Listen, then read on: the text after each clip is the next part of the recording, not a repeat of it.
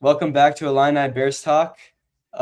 Bears played a very interesting opening game against the Titans where they emerged victorious. I believe the final score was 23-17 Bears. And yeah, there's a lot of talking points to get into. Obviously, first game for the Bears and also Caleb Williams' first start ever. So I think it's only right that we each talk about, a big takeaway that we had from the game. And Sam, we'll start with you. Yeah, so to start off, obviously we'll start with the elephant in the room. Caleb Williams definitely didn't have the debut we all thought he would have. To be fair to him, though, it was his first ever game as a rookie, and he didn't do anything bad per se. Like he didn't have like 4 fumbles or 10 sacks. He just didn't do anything. He had like 94 yards, a lot of inaccurate throws, and just like he said in before the game he doesn't get nervous. I think that was a lie. He looked very nervous out there, which isn't a problem. I just don't understand why you would set yourself up for that unneeded hate of saying you're not nervous. But all in all, as the quarters progressed, he did look better, which is a good thing. The more reps he gets, the better he should look. But he definitely did not come out firing as we all expected. Yeah, I mean, it makes sense. I think when we really look at it, the expectations were just sky high for Caleb Williams, with rightfully so. But we're also talking about a first start. When a lot of people are talking about Caleb Williams, I'm projecting for the entire season. I'm thinking about how he's playing Week 18, not Week 1. There's going to be a lot of growing pains. This was expected. I think in training camp there were a lot of reports about false starts, illegal formations that were happening, and I mean, game one, uh, I completely expected a bumpy road against a very underrated Titans defense. But LRP, what are your thoughts on that? Yeah, well, I just want to say, like, touching on the underrated defense and not expecting it to be rough for Caleb. I don't know. I was telling people, leading up to this game, like it was definitely going to be kind of a rock fight. Um, and I think it'll be interesting to watch the Titans defense the rest of the season and how they do against, their divisional rivals who all have, young, promising quarterbacks. Um, so I don't know. I'm not really that worried about Caleb's performance. First game in the NFL against a team that, their D line, specifically their interior, like the Bears are not playing an interior D line that good the rest of the season. Yeah, And I agree. and the Titans corners, you have Snead, who he was an All Pro, right? This Yeah, past season, he was an All Pro, so they got an All Pro corner, and then McCreary in the Jeffrey slot, he's Simmons. really underrated, and then Awuzie, like he's pretty good, you Yeah, know. So it's just like all of that in your first start with kind of a weak interior O line. That's the weak spot of the team. You're going against that. It was kind of just like the perfect storm. Um, so yeah, I don't know. I'm not really that worried. yeah. I mean, I could definitely see with our interior line. I mean, Coleman Shelton had one of the worst games I've ever seen out of a center. I don't understand how Ryan Poles was a part of the Chiefs where they drafted Creed Humphrey and now he's the highest paid center in the league. And now we're just budgeting Coleman Shelton, who sucks. And then Tevin Jenkins, as my good friend Ilan said, looked hammered on the field. Yeah, he really did. But aside from that, I mean, I don't think like I'd like to see both your guys' opinion on this. So a lot of people were putting a lot of blame on Shane Waldron for the game. And I love blaming the offensive coordinator. I love doing it, especially when Justin Fields was our Yeah, quarterback. because you love Justin Fields. Yeah. I love Justin Fields. But I don't think Shane Waldron had a bad game. Like I really don't. When your quarterback is so inaccurate, which is how like I'm just telling the truth. Like he was being inaccurate. He missed so many throws behind, too short, too wide, too high, stuff like that. It's almost impossible. You know what I mean? Plus, when your interior line cannot block for the life of them, then it's like, how are you gonna block, and how is the QB gonna make a throw? So I think he did somewhat good for what he was given for Shane Waldron, but definitely the run game was non-existent. Like Swift first half, he had 6 yards on 5 attempts. It's unbelievable. But I'd like to see what you think, Rami. Okay, I think that's a very good point. It's one thing, to have an elite edge rusher, your Nick Bosa's, Myles Garrett's, Micah Parsons. I think, they're very disruptive players, and that's all. But when you have a disruptive interior defensive lineman like Jeffrey Simmons, I mean that's like ruins your entire game plan, because there's a difference between pressure from the exterior versus pressure from the interior. At least when you get pressured by someone like Nick Bosa, you can step up and move out of the pocket much easier. But when the pocket is collapsing in on you and your tackles are still maintaining your blocks, you're not going to be able to really scramble or move. You're going to get a lot of batted balls like we saw. You're going to take a lot of bad sacks like that one that led to a second and 29. Field step sack. And this is what I was saying last Friday during our preview podcast. Like, when you have an interior offensive line that is not very strong and you're going against Devondre Sweat, Jeffrey Simmons, it's not going to be fun for your first start. Titans, again, are a very underrated defense. And I also do want to say I was really happy with Darrell Taylor's performance. So I'm happy with that trade, 2 sacks. But I'm still very shocked at how often Ryan Poles praises this offensive line and its depth. And I'm very surprised that we traded another pick for, I think it was Chris Williams from the Browns, like a 7th rounder, rather than getting more interior help, because I just do not feel confident about the center position at all. Or honestly, our guards, other than Tevin Jenkins had a terrible game. Ryan Bates was fine, but who do we have? Best guard. Nate Davis, fine, but do you really trust him going forward? I hate him. I hate Nate Davis. Hate him, man. I will say, you have a good point for sure. I think, I don't know, like, the worries about center is definitely the weakest position on the team, but I don't think that it is as bad as people are saying. Because again, like, I don't think we're going against an interior line that good the rest of the season. So I think, like, Coleman Shelton's definitely going to be better. It's not going to be as bad as that on a consistent basis. And I think also, like, this whole unit, like, a lot of these guys just came in. Like, Bates and Davis split reps. Bates is new. Shelton's new. They have to build some synergy there, especially with the new center. Like, he hasn't played with any of these guys. And also just the fact that it's a new offense entirely, even for the guys who have been here. They kind of have to learn to play with each other within a new offense. And so I think just with, like, the whole unit, not just Caleb, kind of has to develop. And so I think we'll see that over the course of time.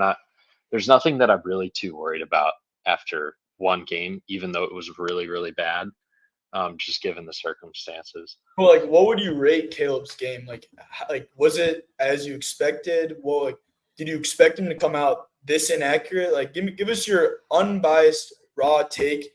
Because you said it yourself, you ripped your shirt in half. So make sure to tell us about that. No. Okay, so I straight up. I had a parlay for the game and I had Caleb at 225 passing yards. So it's definitely, I definitely thought he would reach that. Just given the weapons that we had, but I still thought it would be like a tight, close game. Just thinking that we wouldn't finish drives on a consistent basis, but I definitely thought he was going to be better, but I also think that I was, more realistic about it than most people. Like, going in, like, I was telling people, like, hey, don't underestimate the Titans. It's his first game.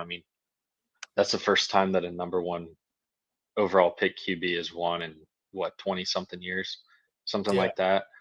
So it's like, you can't go in like having super high expectations. He definitely came in below it, but also I think I'm not too worried about it. Like, I really did like what I saw from him in the pocket, just processing. Like, I thought he was making the right reads on, the vast majority of plays. It's just that I think the timing was off sometimes, and I think the accuracy was off. And over time, the timing is going to get worked out as he gets more reps with them, and the accuracy is going to be fine as he works out the jitters and everything. So I don't know. If I had to give like a letter grade, I'd give him like a C. It was just like whatever. But That makes sense too, given just all the interior pressure that he was experiencing. Like I said, it's very hard to stick to a game plan when you have 400-pound linemen in your face. You can't really throw on rhythm. You're not going to be literally very accurate. sweat is huge. Yeah, and he's fast too. That was like, I mean, he he's a freak. basically outran Caleb on that one sack, which was really impressive. But let's talk, Sam, really quickly about a lot of displeasure that you were, voicing on Twitter during the game and a little bit after about Matt Eberflus. Oh man. And I guess maybe this is a question for both of you, but mainly Sam, because you seem to be very strong about this opinion that you just don't think Matt Eberflus should be the head coach of the Bears, and you're not happy with the way he is doing so far. So I want to hear your opinion on that. Yeah, so just to set the record straight for everyone that's in my DMs, random people saying I don't know ball, it's fine. Our head coach should have been fired the second Justin Fields got traded. I really wanted Caleb Williams to be paired up with the new head coach. Our head coach was the one who hired Alan Williams and Luke Getsy, who have both been fired, one because of the FBI, the other one because they suck. So I just want to make that clear. Plus, Matt Eberflus had one of the worst defenses when Alan Williams was calling it. You can say it's not his fault but he's the one who allowed it week in, week out of the soft zone coverage of Alan Williams. So don't think we forgot. I didn't forget. Some people forget, but I didn't forget that. So regardless, going into week one, I, of course, like to make some overreactions on my Twitter because I say whatever I want usually. But leading into the fact, I just said if we lose week one, Matt Eberflus should go. And, obviously I know he's not going to get fired after week one, but I did not expect our team to start out 17-0 or down 17-0 and just come out, terribly. I do agree our defense was good, but it's not because of Matt Eberflus. It's because of the talent we have on our defense. It's not like every player we have is just like a journeyman we found on the side of the road. We have Jalen Johnson, who's the best cornerback in the league. Montez Sweat, who's a top 5 edge. We have very good players on our team. So it's almost expected we'd play good. It's not like we have a sneaky good defense like the Rams last year where nobody expected them to be as good because of the coaching. So this all ties into the fact that I just don't think we can win a Super Bowl with Matt Eberflus. And I don't think he's good for our team. He's an okay head coach. He will win games with Matt Eberflus, but he'll never outcoach a good head coach. He's not even on a tier with Sean McVay. Sean McVay stares down at him from the top. Same with Kyle Shanahan. Same with even Bill Belichick. He said he wants to coach in 2025. I'd love to throw away Matt Eberflus and get Bill Belichick. I do applaud him for one thing is that he's able to keep the team together after crazy adversity, which is very rare. It really is very rare. I don't know how people can still play for him, but he does. So that I will applaud him for. But everything else he does, I don't really like. He did take over play calling. He got a lot better, but it's expected because of the talent on our defense. We don't have random players on our defense. So I don't think that the results are indicative of having a bad defense. I mean, you're talking about talent that was developed by Matt Eberflus. After all, I mean, Kyler Gordon, Brisker, Tyreek Stevenson. I mean, T.J. Edwards has blossomed into a great player under Matt. T.J. Edwards was a good linebacker on the Eagles. Jalen Johnson was already basically a sleeper All-Pro before Matt Eberflus came. Montez Sweat we traded for. So he didn't really develop anybody. Jervon Dexter has looked good, so I'll give him his flowers there. And definitely Andrew Billings. But Jaquan Brisker, we can ask LRP what he thinks of Jaquan Brisker and Kevin Byard. Kevin Byard, we signed him. So these are all players that we acquired from different teams. Tremaine Edmonds. Did he develop Tremaine Edmonds? No. We took him from the Bills and paid him big money. So I'm not saying he's like – I definitely won't get mad at him for his defense because the defense is very good and he's the one taking control of the defense. But there was a time it was very bad when he was the head coach and he let someone else let it be bad week in, week out. And he didn't have any intention of firing him until for some reason he got fired. You know what I mean? I do think you have to I understand what you're saying. I don't necessarily disagree. But I think also when you look at it, there are some young guys on that defense like Dexter, Stevenson. People can have their whatever opinion they want on Brisker, Gordon. We've definitely had fewer misses on defense than offense when drafting guys. I don't know. Off the top of my head, all I can think of is Pickens. I would say Brisker, but most people would disagree, so I won't fight that. But we've definitely had fewer misses there, and I think it's definitely he's definitely played a big role in that, in both identifying players that fit his scheme and then also ensuring that they develop properly. So, you can, I get what you're saying with, acquiring already really good players, but you kind of have to do that when you're building a team in the first place. And then it's just a matter of you build a champion through hitting in the draft and developing those young guys. I'm not saying that I think he's a Super Bowl coach. I think he can win one just by virtue of the team that's built also on offense that he doesn't have as much of a hand in. But in terms of the defense, I would feel confident saying that this is a championship level defense. And it's just a matter of, can the offense come along to support that? But I mean, they've shown in the last, 7 or 8 games that they've played that they're top 5 and they can play at a high level. And I think that's in large part due to him, because not everyone can with that talent, not everyone can command that. So, yeah, that's a fair take. I'm just saying though, I don't think he should. He deserves to coach the team. He is the coach, but if we had the chance to get rid of him, I'd do it.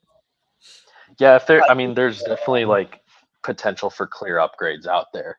Yeah, Guys that could come available. That I wouldn't be upset at, but then it's just a matter of messing with chemistry and everything. So I agree. I think there needs to be a phenomenon study with defensive head coaches in the NFL. I definitely think the offensive geniuses are the way to go. It's the new wave and whatnot. But we did hire Matt Eberflus. He's a defensive guy. His job is defense. And when we talk about let's flip the narrative here. Let's talk about the young offensive gurus in the league. Let's talk about Matt LaFleur and Mike McDaniel, etc. When they have bad defenses, nobody looks at them and gets mad about their head coaching job. And I'm gonna use the same logic with Matt Eberflus. Yeah, the offense has not been put together yet in his years coaching the Bears, but the defense is ascending into a top 5 unit in the league. So he's done what we hired him to do. Now, I don't think he's a top of the line head coach. I agree with you, but I don't think he's done a bad job at all. He took a bunch of draft picks that picked by Ryan Poles, acquired Montez Sweat. I'm sure he had a say in that. A lot of things. So that's Poles' work.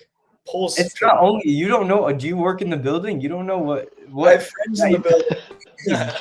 Tremaine Edmonds. Why did we get Tremaine Edmonds? Because he loves he wants a tall linebacker who can drop and get covered. Right now and says, "Do you want Montez Sweat?" What is he going to say? No.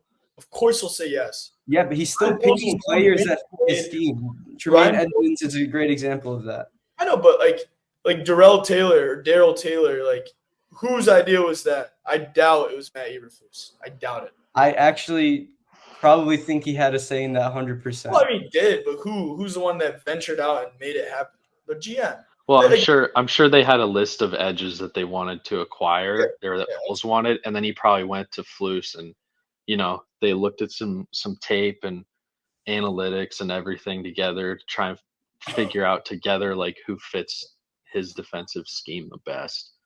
So, True, but like last year when we signed Unique Ngakoue, that was purely Matt Eberflus. Neither of you guys can disagree with that, and he was terrible. That was a knock I on think Matt. I think that was a desperation move by I agree, but both like Poles Matt and Eberflus, Flus. he wanted it to happen though, because that was the player he coached. So he probably told Poles, "Listen, Yeah. this guy will be good. I coached him." And he came. I mean, I know he got injured, but before he got injured, he was playing. Of course, whenever any player comes to the Bears, they start sucking. Like it's amazing. It's a crazy phenomenon, but that's exactly what happened. So I'm not gonna give him a knock for that. I'm just saying, like, I'm not happy with him. The thing is, the common take should be that we don't have a good head coach, but he's not terrible to the point we have to fire him. I don't like it when I see that people are hyping him up and like Coach Flus is him and all this shit, like because he has a beard. It's because he changed his style. People love him now, and he's a funny character. I don't like that. You know what I mean? I want to win games. I said it last spot. I'm here purely to win games. And when I say that on Twitter, I get 400,000 people raging at me saying you don't know shit. I'm just saying I want to win games. I want Caleb Williams to be good at, and that's it. I don't care about anything else. We had one thing. We won last week, but Caleb sucked. So hopefully next week. That makes me feel optimistic, if anything. Yeah. I mean that's good. If we're finding ways to win, I like it. I definitely will apply for the what's it called, comeback. But just in general, it's not even like it was special teams in my opinion. Like our special teams carried us, like a blocked punt. I know we got the pick six. That was really lucky, but like, you know what I mean. Well, I think that goes to show average quarterback play by Caleb Williams will probably make us a playoff team very comfortably. So that should honestly give us a lot of hope that if he could turn it around, which I think all of us agree he will, that's the case. Before we sign off, LRPE, any final thoughts, any messages to all the Bears fans? Since, some people love to hear your opinion, others hate it, but got to get one last thought before we play the Texans next Sunday. Hey, I love my haters. I know you guys want to look at me so bad. You just want to see me in my glory. But to the haters and losers, I'm sorry, but it's not happening. Go Bears. Yeah, bear down, baby. Let's beat the Texans next Sunday. Yeah, let's get it.